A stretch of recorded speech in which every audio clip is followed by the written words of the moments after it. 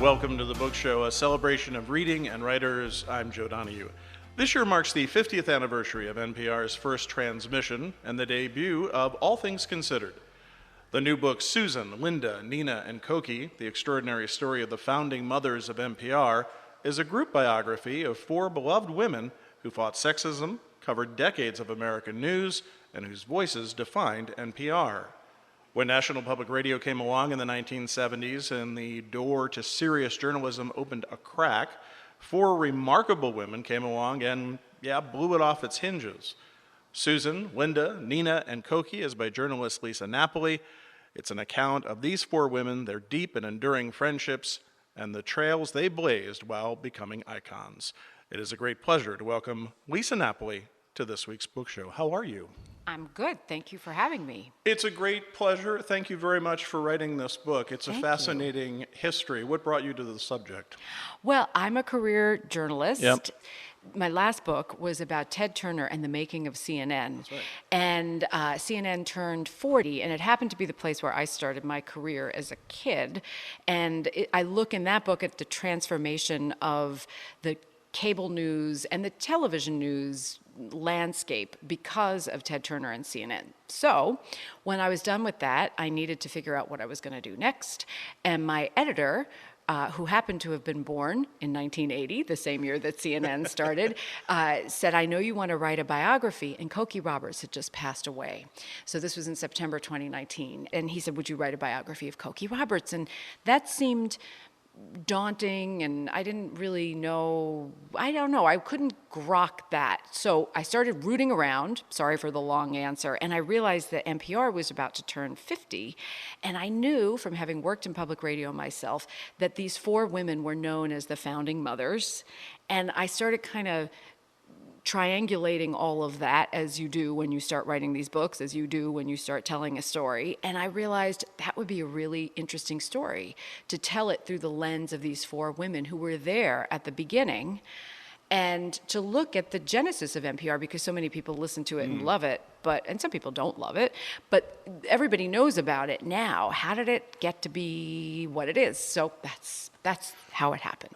They were there at the beginning, but that was all accidental, wasn't it? I mean, that was not a plan there anyway. They all sort of came in at different times under different guises, and then they were all together. Absolutely. And that's what was also so interesting for me, too, having just written this Ted Turner story. Ted Turner wasn't into news. I mean, he wasn't really a broadcaster. It was all a lot of accidents that created the first all-news channel, cable channel. And it was the same sort of thing with NPR. There were people behind National Public Radio who loved radio and believed in it. But just as public broadcasting was coming onto the stage, these four women were in this strange position that many women found themselves in that time in the 70s, which was unable to get good jobs because people didn't take them seriously. But yes, each one of them entered at a different moment in time for the network. Susan and Linda at the beginning, Nina a little bit later, and Cokie later in the decade. And that just helps unfold this story of how NPR got to be NPR. Susan Stanberg, Linda Wertheimer, Nina Totenberg, and Cokie Roberts. What did these women want out of their careers? Because they were all, I would say, at least in two cases, were of means, and otherwise they had access to very good education. The journalism and the world were all completely different then, of course, 40, 50 years ago than they are today. These were women who, as you say, three of them went to super colleges. One of them, Nina Totenberg, went to a great college and dropped out. But they all, as different as their stories were, and this is what I found so interesting, they all wanted to apply their brains to their work, even though Cokie Roberts at the beginning of her working life didn't really want a career as much as she wanted a family. But each one of them wanted to find a way to tell stories. They just were naturally born storytellers.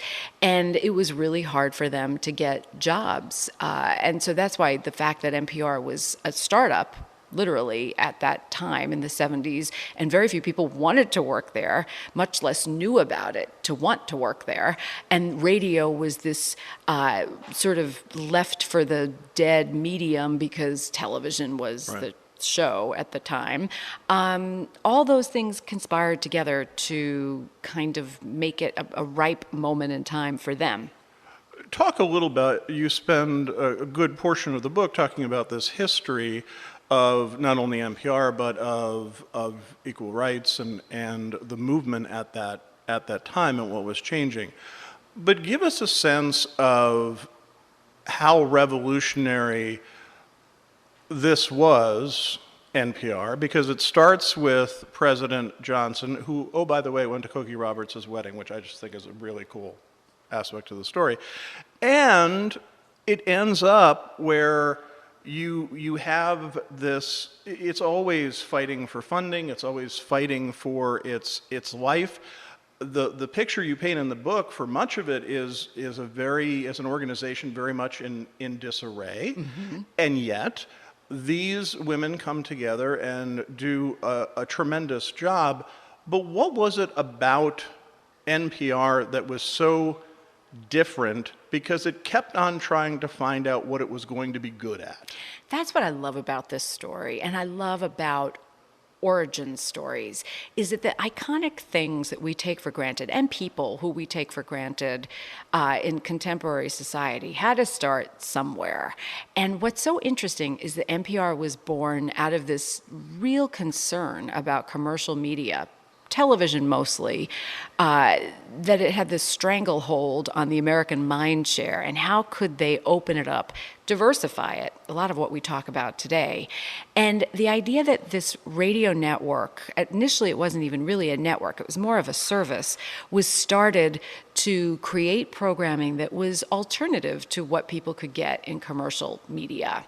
But it was like most startups as we think of today. It was unformed. Nobody, we call it in the internet business the soft launch.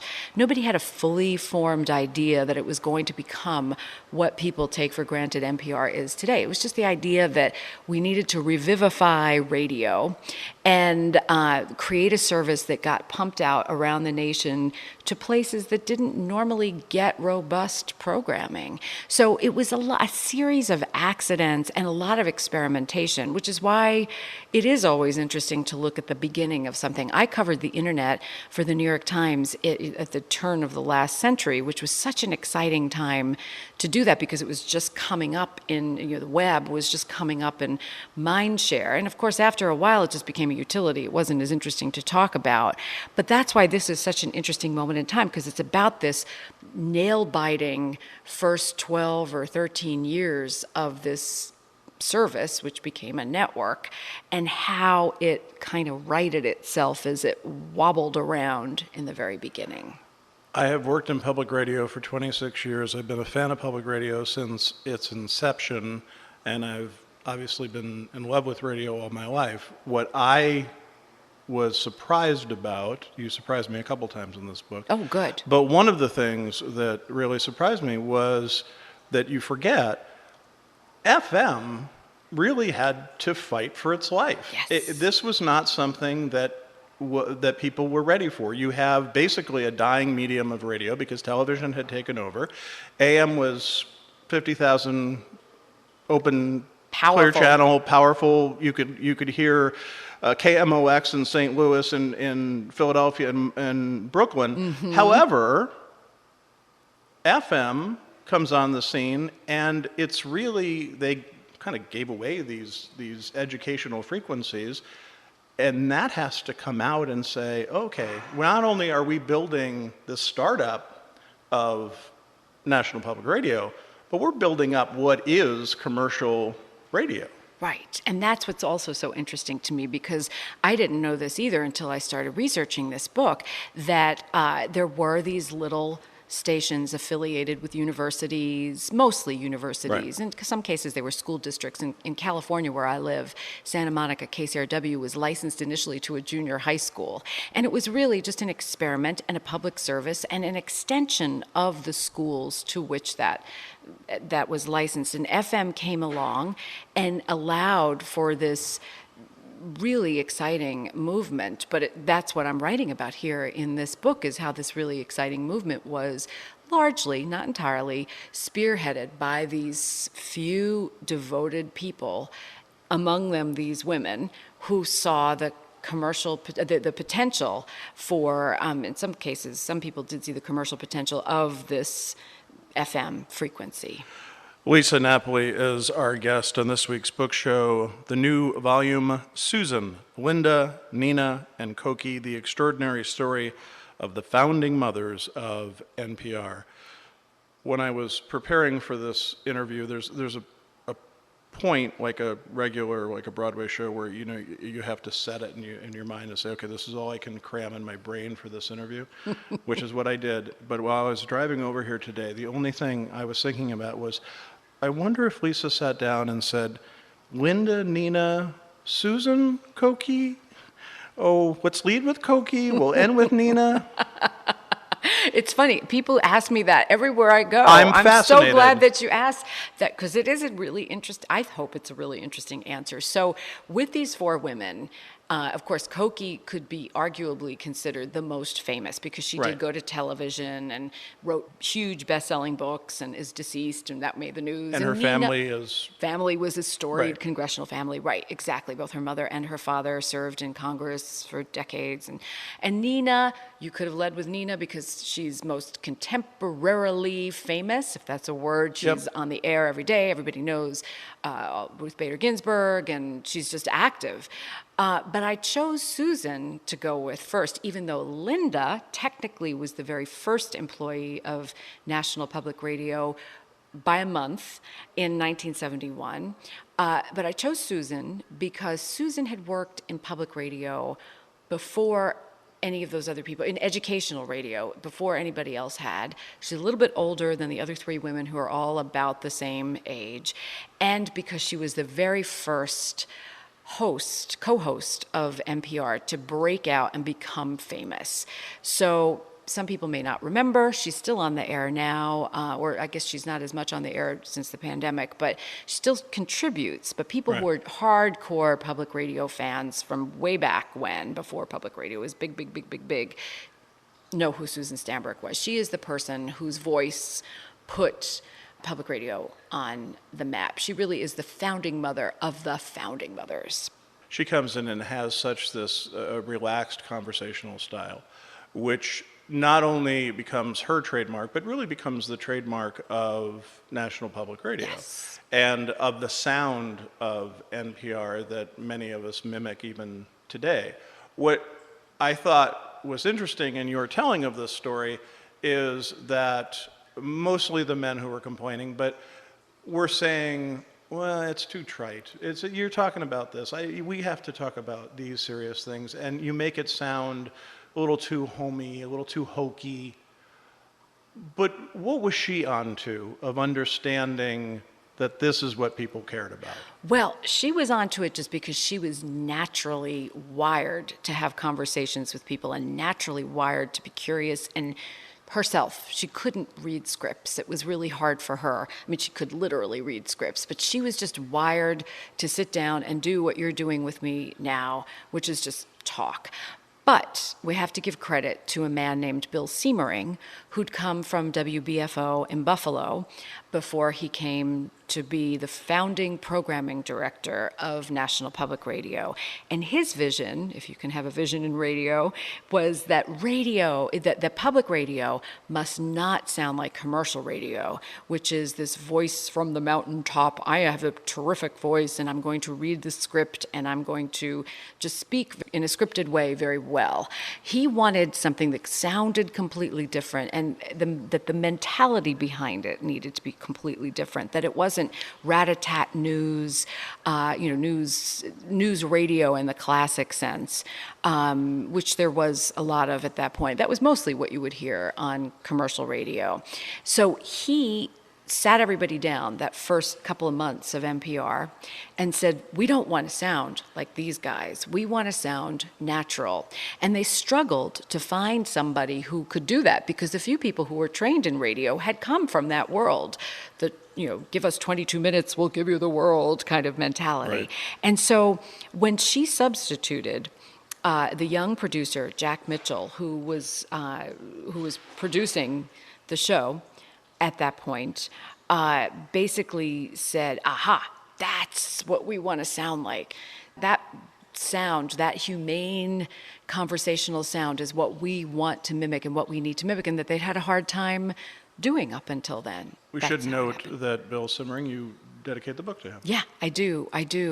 Very much one of the founding fathers of NPR, later worked very closely with Terry Gross at WHYY. Yes. Yeah, he's an essential character, although he is so self-effacing that he's mortified when you say that. And I'm fortunate that I met him years ago when I worked at the Public Radio Marketplace, and I left to go to Bhutan to help start a radio station there. And Bill, after his work with Terry Gross and with Susan and Linda at the beginning of NPR, and with many, on the board of NPR, very involved in public radio, he had gone on and won a Genius Grant for his work in developing nations, helping them see the power of radio, especially non-commercial radio. And so when I went to Bhutan, someone said, you got to meet Bill Simmering. So I called him up and we became friends, and I'm honored to have had many conversations with him about all of this, but particularly about the power of radio in a community. Linda Wertheimer comes into this story, and it's because she ends up hosting as well. Yes. Susan Stanberg is the first regular host of All Things Considered, and then in comes Linda Wertheimer afterwards. Yes. Her road to that is fascinating because she's just an on-the-street, really good reporter. Exactly. And I like Linda's and Susan's story so much because it mimics mine. I didn't come from a fancy family. I just always knew I had this natural curiosity for things. And Linda had grown up as the daughter of a grocer in Carlsbad, New Mexico. And because she was so whip smart, got a scholarship, a National Merit Scholarship. And someone talked her into going to the best college she could get into, which turned out to be Wellesley. And even though that was a scary thing to do for a woman in the 60s who'd never been that far east before, she came east, and that sparked her ambition to work in the news business. But she came up against this problem that we alluded to earlier, which was that women couldn't get jobs in the news business except as researchers or secretaries. She makes her way to NPR and just is such a terrific student that she learns everything there is to know about, at first, consumer reporting in the era of Ralph Nader, for anybody who remembers that. And then she studies up on Congress and is able to do that kind of reporting too, deftly, not like a lot of people do now, which is superficially. She was really deep into it. So yeah, and then ultimately became a host too. So her story is really interesting. One of the things I love about this story is these four women that you write about, there's little or no competition. They're there, they're doing their thing. Yes. They all have their places. And as they evolve and as NPR evolves, they become closer and closer and closer. Yes. It's Linda and Cokie who basically have this partnership where they're out because Cokie is hired as the last one in 1977, I believe, and they're out getting the stories. Well, it's so interesting that Cokie grew up in this congressional family. She, as Linda said, she was born in the boiler room of Congress, and she got married and went off and had a life and came to Washington. She didn't want to come back to Washington, winds up getting this job at NPR. Covering other stuff, but Linda says, you know so much about Congress, you should be covering it. Even though Linda was covering it herself, she should have wanted to throw this Cokie woman under the bus because who wouldn't be threatened by somebody who had innate contacts and knowledge of Capitol Hill. But instead, as you point out, and a lot of people find this hard to believe, and it probably would not happen today, that these two women forged this partnership, this alliance, and it was largely, Linda credits Cokie with just being such a collegial person.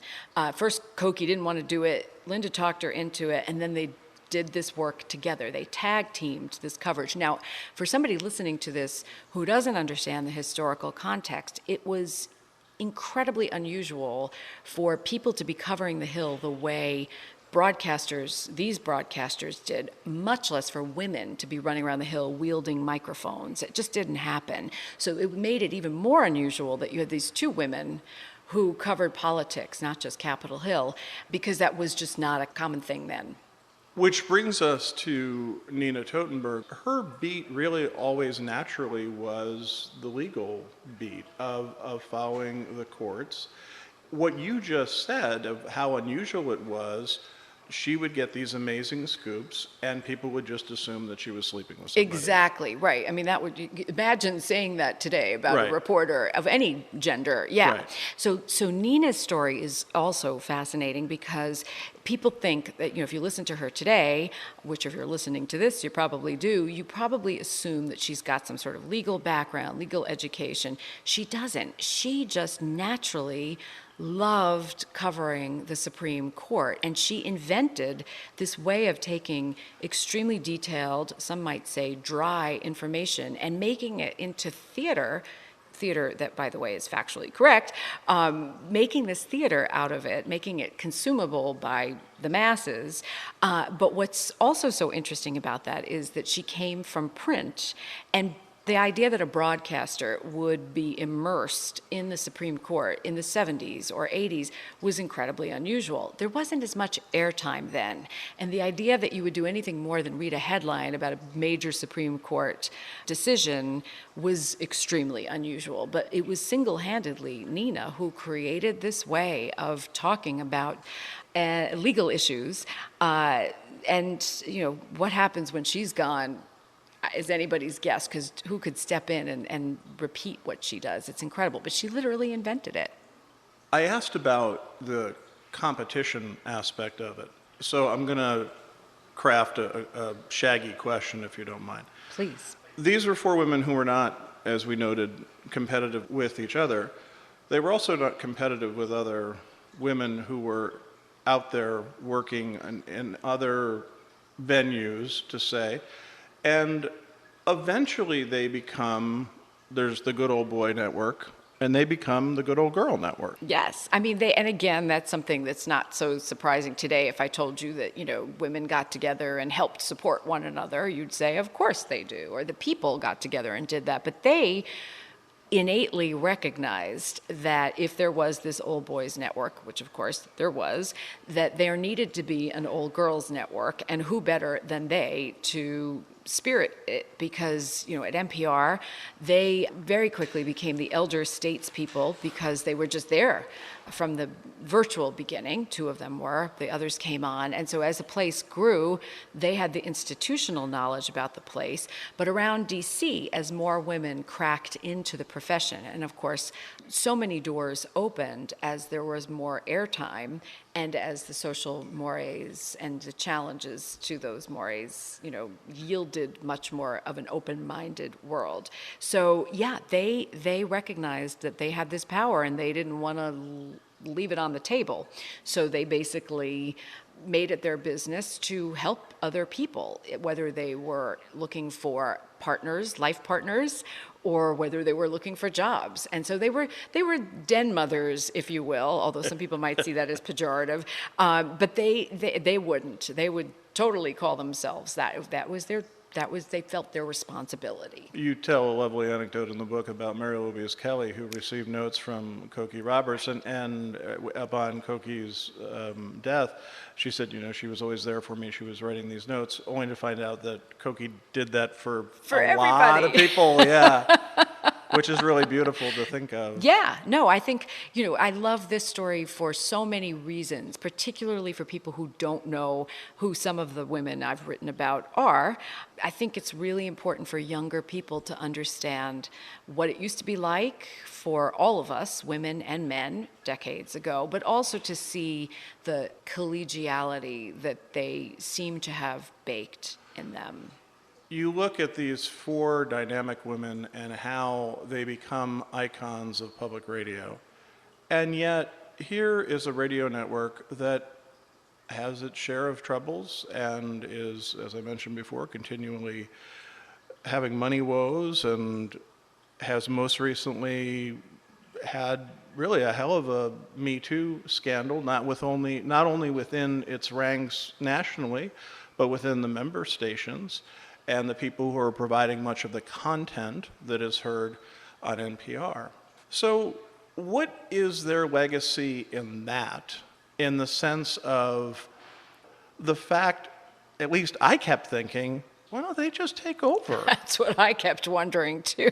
Can you imagine? I mean, there's no better advocate for public radio than Susan Stanberg, right, who is, just to this day in her 80s, not even, working there full time, the most incredible, passionate, and knowledgeable person about public radio that there is.